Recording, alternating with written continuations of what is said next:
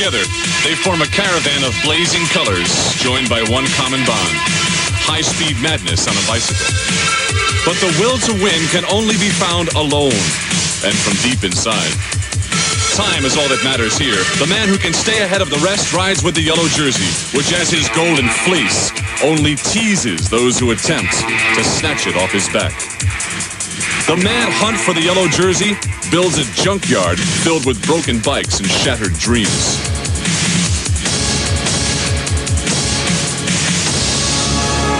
This is the Tour de France. For the men who race it and the millions who watch it, it's the most magnificent sporting event in the world.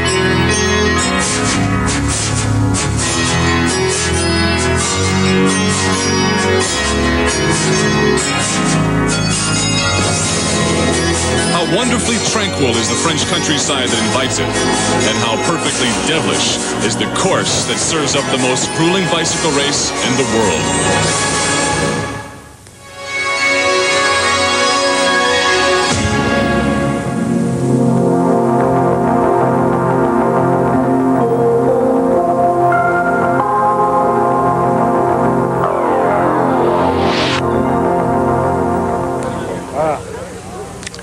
Hello everyone, I'm John Tesh, and welcome to our second week of coverage of the Tour de France bicycle race. You know, the Tour has been described many ways, but most of all, it's a celebration by the millions of these people out here who seem to come from nowhere each year to line the streets of France to cheer their heroes of bicycle racing. Each day it's a different race. One day it might be a time trial, which is a race against the watch, or an all-out sprint, or a hill climb up the side of an Alp. 2,567 long miles over 23 days. And as you may already know, the winner of this whole thing is the man who completes the entire course in the fastest overall elapsed time. Oddly enough, one of the men who's picked to win this year is American Greg LeMond. And for more on that, here's a veteran of 13 Tours de France, Phil Liggett. Greg LeMond now knows he really can win this Tour de France, but he has two very strange problems. One, of course, his own teammate, Bernard Hinault, 4 times winner. The other is down-the-street neighbour, Phil Anderson. And like LeMond, Anderson's been forced to leave his native country to come into Europe and make his fortune. But you know, all three could be on the finished podium in Paris. It's a question of which order. And the decision on who would wear yellow first was made on day one, the prologue time trial in the heart of Brittany. In the start house, 27-year-old Australian Phil Anderson knew the prologue would serve notice to he and his rivals as to the strength of Phil Anderson in this year's Tour. The Belgians call the time trial the Race of Truth, and it's aptly named. This race was only 4 miles long, but Anderson and 24-year-old American Greg LeMond knew the wait in the start house was a countdown to the lonely and painful ride alone without the help of teammates.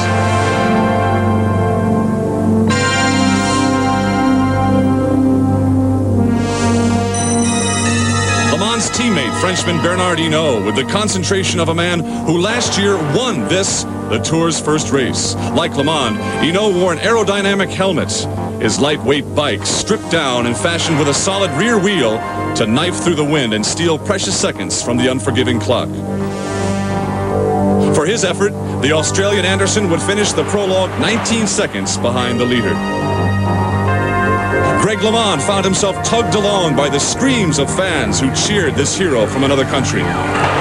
But these fanatics of bike racing reserve their final outrageous pleas for victory for the cyclist they have named the Badger, Bernard Hinault.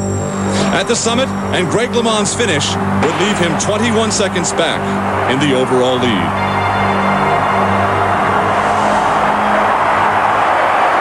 It was, of course, Bernard Hinault who established the best time in the Race of Truth, and his La Vie Claire team jersey was replaced by one of yellow to mark him as the Tour's overall leader.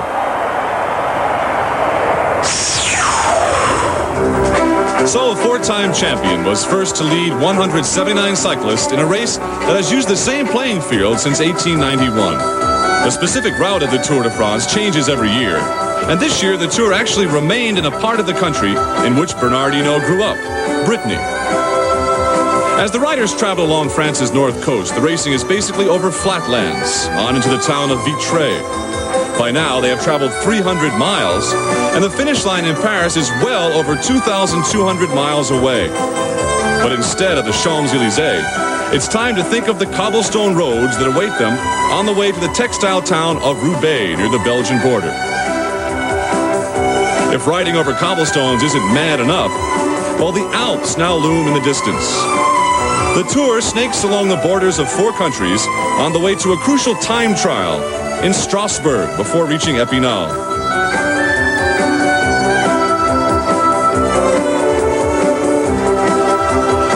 Now comes the part of the Tour riders like Greg LeMond enjoy. This is where the climbing begins. After a trip into Switzerland for about an hour and a half, it's time now to see who can climb and who cannot. And the Alps will provide the answer to that question quite easily. The Alps and then the Pyrenees mountain races will take the cyclists straight up into ski resorts and then straight down at speeds of 60 miles an hour. History tells us that the top 2 or 3 riders have been culled from the pack by now, so as they head back north through those vineyards of Bordeaux, the racing is frenzied as those behind are chasing madly. And the man in front tries to take his yellow jersey on to Paris to hear the hundreds of thousands of fans lining the Champs-Élysées scream his name. The man who can survive and then triumph becomes the champion of this 23-day, 2,567-mile bike race. And who are these men who could pedal into the history books? The family man, 24 years young, Gregory James LeMond, proud father and past world champion, now living and training in Belgium and conquering a sport certainly not yet this popular in America. Pick up any paper or magazine this time of year in Europe, and you'll see a lot of this son of a railway worker, 30-year-old Bernard Hinault, who specializes in whipping the best bike racers in the world and making a fortune doing it. Winning the 1,000-mile Tour of Switzerland 1 month ago is reason enough for Australian Phil Anderson to be smiling over his health food. Anderson also left his native land to train in Belgium and does so with his neighbor, Greg LeMond. In the Tour, the 2 ride on rival teams. Lots of smiles on the faces of this year's favorites, but the Tour has a way of changing things. The toll of 23 days at 100 miles a day. The crush of the international press, just about the time you'd like to catch your breath. And a bout with fatigue that renders you helpless.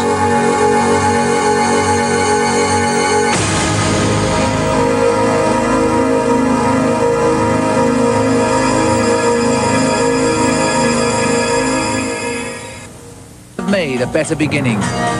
His own teammate, Greg LeMond, is only 21 seconds behind, and the young American makes a formidable ally for Hinault.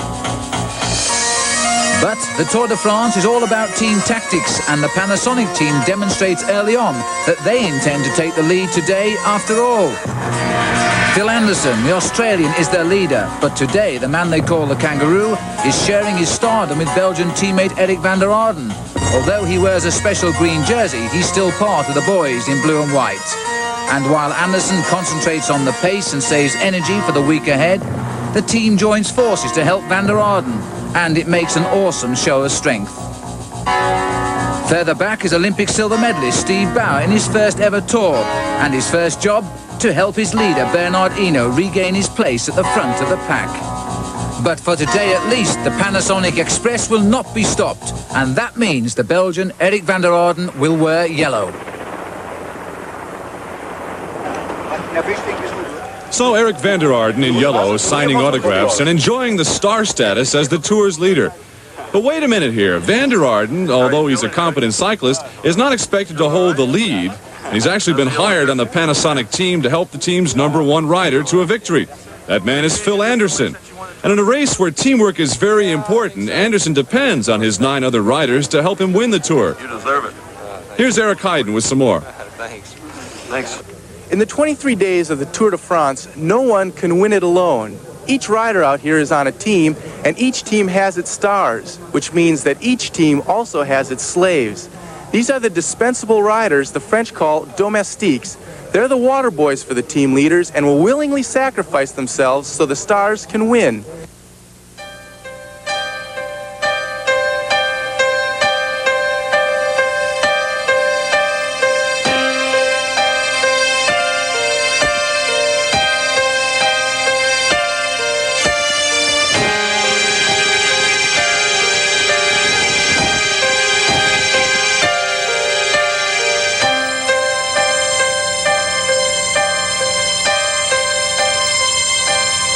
It's 6:30 a.m. and Theo de Rooij appears in his real-life soap opera. The star on the door may be a joke, but the significance is real. Time to get out, man.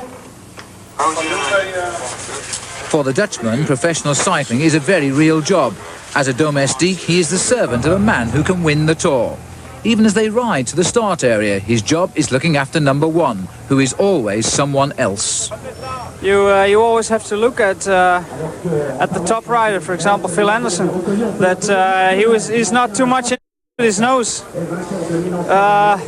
In case he punctures, a few riders have to wait to bring him back to the group, to the bunch. His job is to get me to the finish of the stage and to Paris without using too much of my energy, my own resources. Do you ever hope that someday there'll be a domestique working for you? Well, I'm 28 now, so I'm riding 6 years professional now, and I know what my possibilities are and where my weak points are, and well, I'll never be the chief of a team. That's for sure. A father of three and a college graduate, Theo has resigned himself to be one of the Indians, and as such is one of the lowest paid members on the totem pole. He makes $25,000 a year as compared to someone like Phil Anderson, who can expect 5 times as much. Nevertheless, you have to be a great warrior to survive on one of the world's great cycling teams. On a hot and sunny day, one of the first jobs for a domestique is to go back to the team car for food and water for the stars. Carrying water bottles wherever possible, even down the backs of their jerseys, they know success is often measured by the amount they can deliver at one time.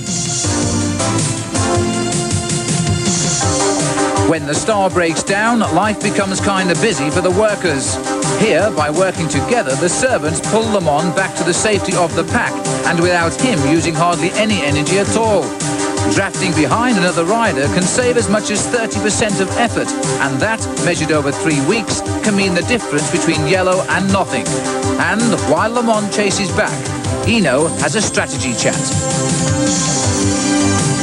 The Panasonic domestiques, who have controlled the race thus far, have run out of gas and now must work extra hard just to keep up with the rest of the pack. Remember Kim Anderson, the water carrier? He now has a new role to play, and here he is leading a breakaway group. The stars, Bernard Hinault and Greg LeMond, are happy to have a team man out in front. Don't forget, domestiques can win too. So while the stars of the race keep an eye on one another, paced of course by a domestique, Anderson's breakaway will succeed. And because he has the best overall time of the group, Anderson the worker takes on yet another new role, that of carrying the burden of the yellow jersey. The stars themselves, with 2,000 miles to go, aren't quite ready yet to move in. So wearing the yellow jersey makes Kim Anderson a marked man, with the rest of the stars conserving their energy. And now it's time for those stars and workers like Theo de Rooij to get some rest. So you're under a lot of stress every day. So when you are on the table having a massage, you're very satisfied. So a day in the life of the domestique. And after one night's rest, this real-life soap opera will be back on the roads in the Tour de France.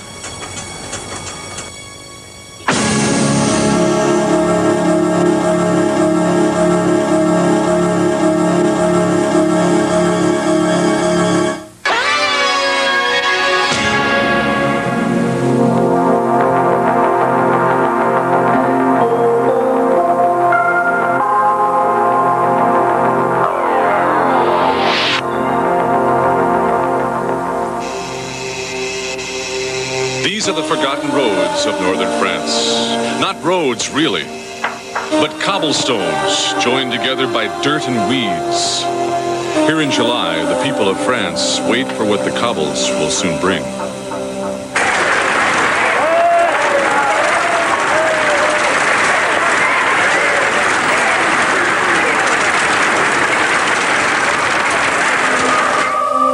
They know their favorites. They know their names, their numbers, and their task ahead.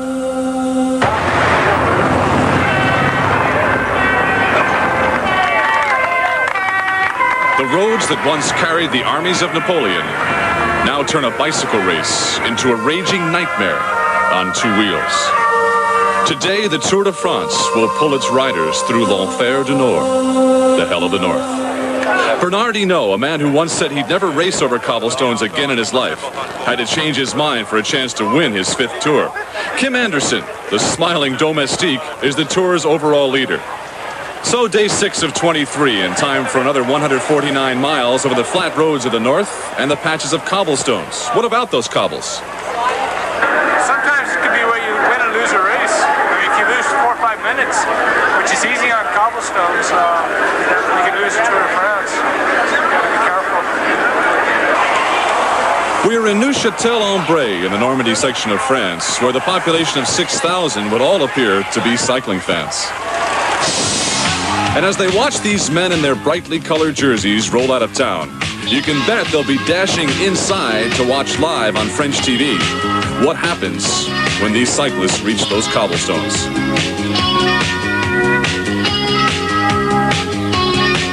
Before this race began, the cyclists had covered 521 miles with only 2,046 left to go. And on a day that the riders fear perhaps as much as the mountains which still lie ahead, the sunshine and smooth roads disguise the face of the devil. Le Monde will find no protection behind the dark glasses, and Hinault, who hates the cobbles, can expect none behind his young teammate. In the hell of northern France, the cobbles defy team tactics, and every man will survive, or not, on his own initiative. The kangaroo, Phil Anderson, his domestique providing a windbreak, now fuels up for the journey. The Panasonic leader must prove himself and make the trip into hell personally. But there's always the spoilers, and 2 riders thought not to have a chance steal a 19 minutes lead, and new professional Teun van Vliet has visions of glory. So he sets a pace that Henri Manders is happy to follow. The pack proceeds with caution because, as most of them know, there's no good reason to rush into hell.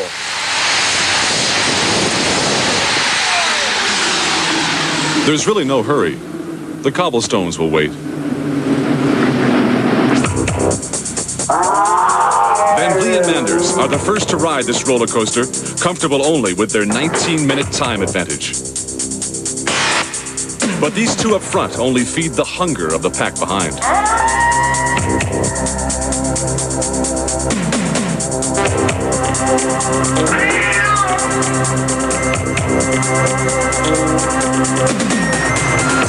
Manders and Van Vliet still up front, behind them, the fury of the chasing pack.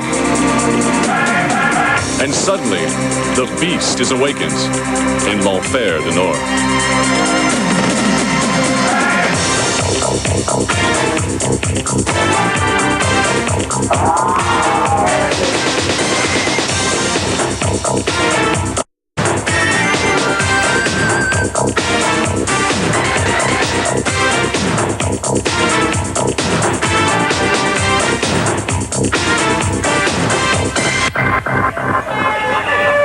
With the insane race pace comes the inevitable, and even the roads between the patches of cobblestones are treacherous.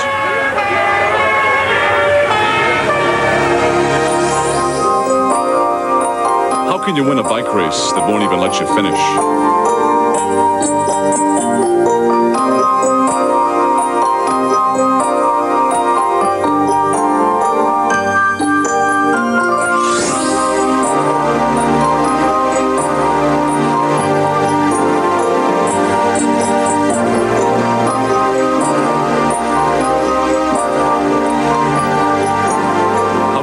Strength and courage to get back on your bike and then try it all over again.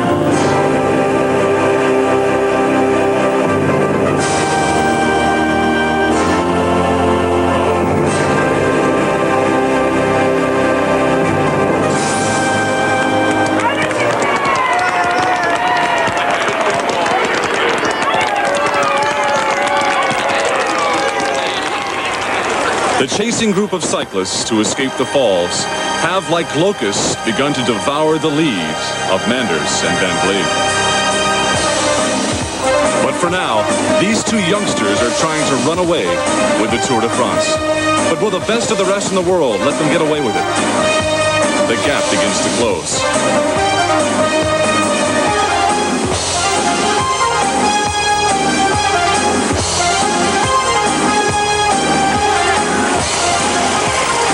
Do the men riding up front with such youthful abandon know their time in the lead is growing shorter? And look at Van Vliet. Is that the face of a man who thinks he can win?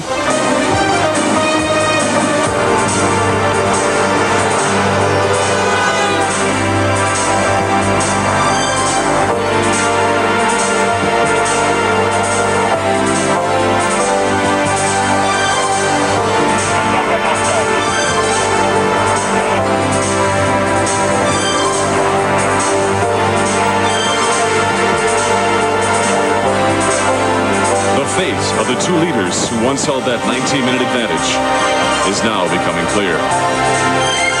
The Panasonics, led by Domestique Théo de Roy, pulls the pack along.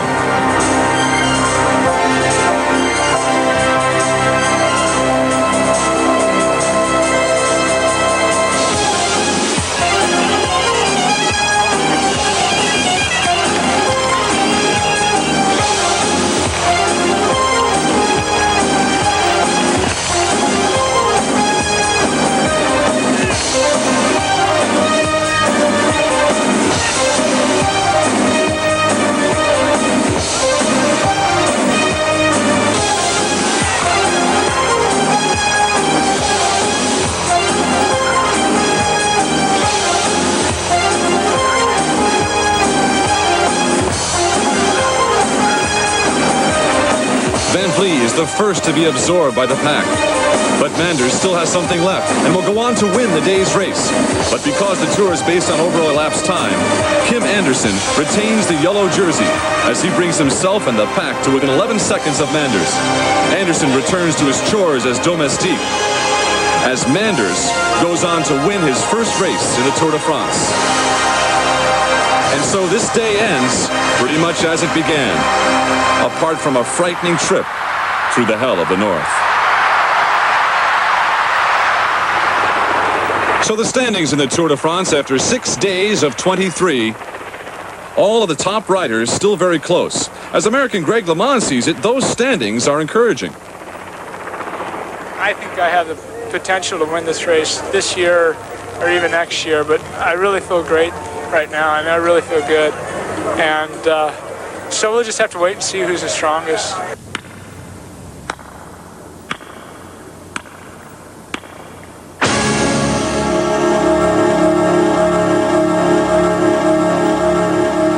And we'll rejoin John in France in just a moment. And still to come, John Madden's journeys with a look at owning your own franchise. But right now, Tim Ryan is standing by live in Las Vegas to set the stage for today's big title fight between Julio Cesar Chavez and Roger Mayweather. Tim?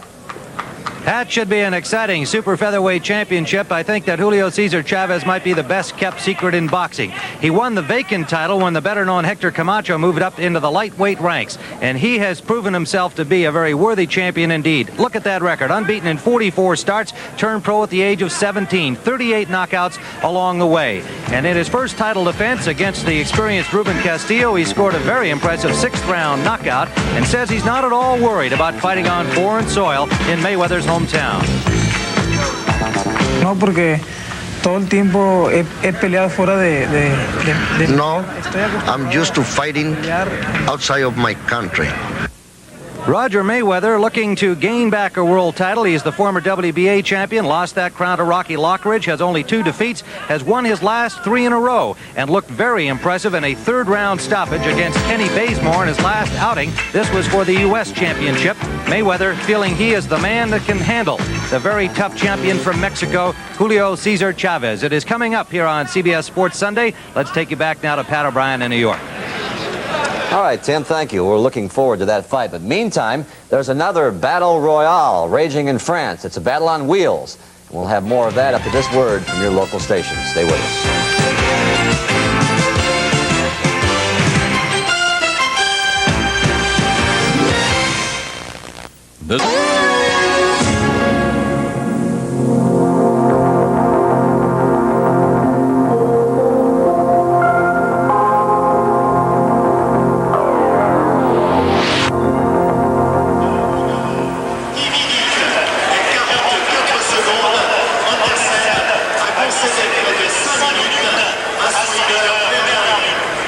many people who believe this race here on day 9 will be the most significant in this year's Tour de France. It's a time trial, which is a race against the clock alone. None of your teammates can help you while you're racing. By the time each one of the riders reaches the finish line here in Strasbourg, they will have traveled 45 miles, which not incidentally is the longest time trial distance in the last 24 years of the Tour de France.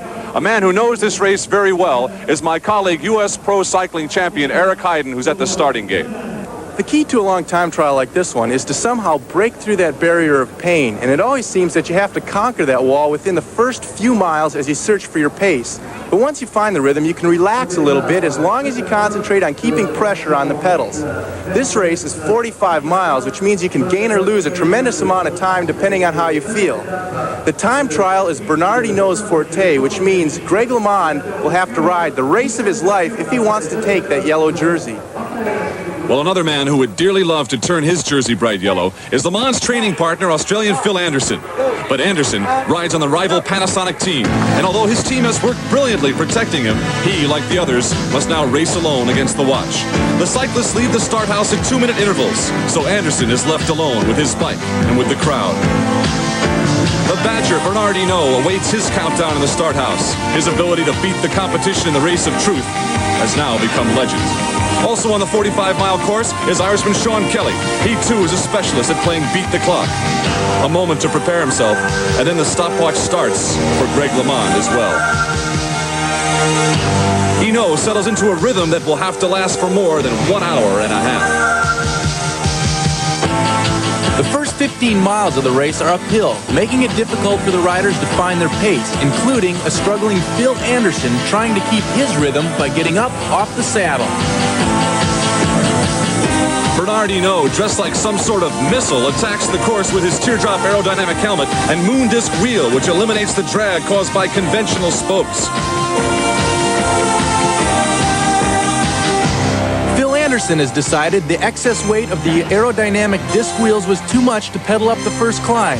So Anderson used a conventional bike to reach the top, where he executed a planned and legal bike exchange. The change may have cost him 30 seconds, but on this new bike, estimated to be 7 to 8 seconds faster per mile, he will easily regain his losses over the next 30 miles. Greg LeMond entered this race 1 minute 5 seconds behind overall. The time trial is where the top riders most always shine.